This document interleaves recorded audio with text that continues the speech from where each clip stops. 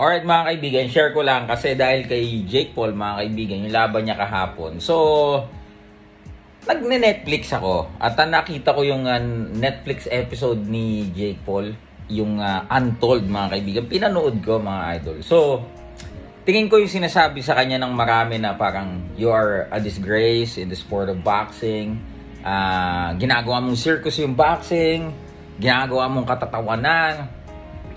YouTuber ka, hindi ka boxer mga kaibigan. Ang daming sinasabing masama kay Jake Paul eh. He is the most hated mga kaibigan. Pero mga kaibigan, sa performance niya kahapon against dito kay Nate Diaz, although hindi naman boxer si Nate Diaz, no? Mixed martial artist siya. Pero mga kaibigan, nakikita mo talaga na yung passion ni Jake Paul nandun. So, nung nakita ko yung sa Netflix, panoorin nyo yan, yung Untold, yung kay Jake Paul. Nakita natin, yung nakita ko, mga kaibigan, at makikita nyo kung papanoorin nyo after neto, yung dedication ni Jake Paul sa sport of boxing, mga kaibigan, na ipapakita doon yung kung paano sila nagsimula as YouTuber. Wala pang YouTube, nag-video na sila.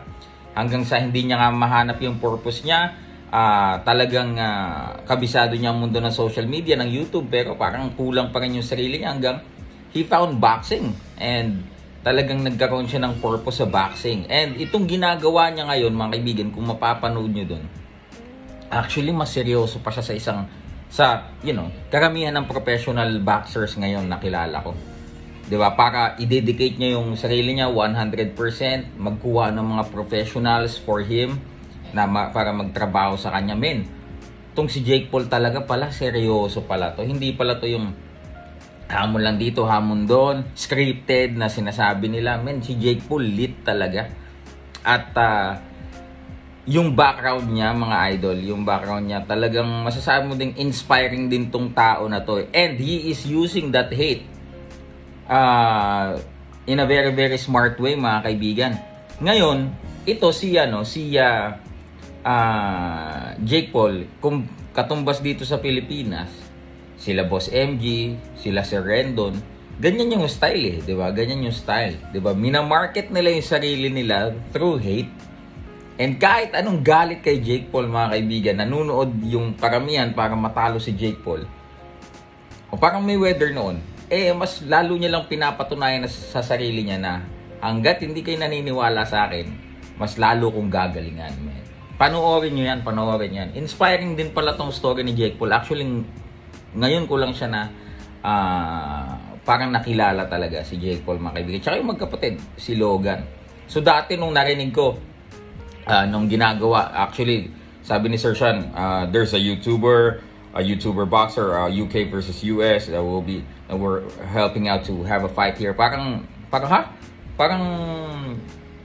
hindi pa ready yung mga taga-boxing nun for innovation. Pero tingnan mo naman ngayon, magkano generate ni Jake Paul, mga kaibigan, di ba? Sabi pa ni Mike Tyson, yung ego niya nagsasabi para hindi bigyan ng credit itong magkapatid. Pero di ba? Sabi niya, yung magkapatid na Jake Paul, sila yung bumubuhay ngayon sa boxing. Well, partly true, no? Kasi madami talagang nanonood, madaming pay-per-view buys itong Paul Brothers, mga kaibigan. So, sino kaya ang susunod na makakalaban ni Jake Paul? Although, natalo siya kay Fury, yung kapatid ng Tyson Fury. Pero, di ba umabot ng decision, pagkatapos, itong si Tommy Fury, nanalo lang via split decision. Ibig sabihin, pro yun.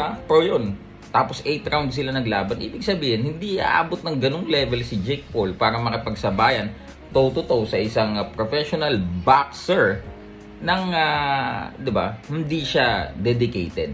At ito pala, mga kaibigan, marami nagsasabi, YouTuber ka lang, you can't be a pro boxer. Bakit? Ang isang pro boxer naman, bago siya nag-pro, may iba naman siyang field of expertise, di ba? Or ano naman siya, di ba? Galing siya sa, let's say, dito sa atin, galing sa isang mahirap na komunidad, nag-boxing. Si Senator Manny dati nagbebenta ng donut, nagbebenta ng dyaryo, nag-boxing, di ba? Hindi mo naman pwedeng ilimit lang sa isang group of people ang pagiging isang boksingero o professional boxer. Kahit na sino ka pa. Diba? Kahit na ano pang trabaho mo, ano pa background mo. If you dedicated yourself in 2 days, halimbawa, talaga mag-decide ka 100%, ito na yung gagawin ko, kaya mong gawin yan. Nag-apply siya ng pro boxing license, in-Alaska siya. 'Di ba? Kumbaga, binibilitan siya ng tao kasi dun sa tag na, hindi, YouTuber ka nga eh. YouTuber ka, hindi ka boxer. So, 'di ba? Binura ni Jake Paul yung ano na yun, yung pananaw na yun ng mga tao. Man. So, Jake Paul, mga kaibigan, damn, I'm excited to see more of your fights. Silver Voice TV, sana maglaban tayo. Joke lang.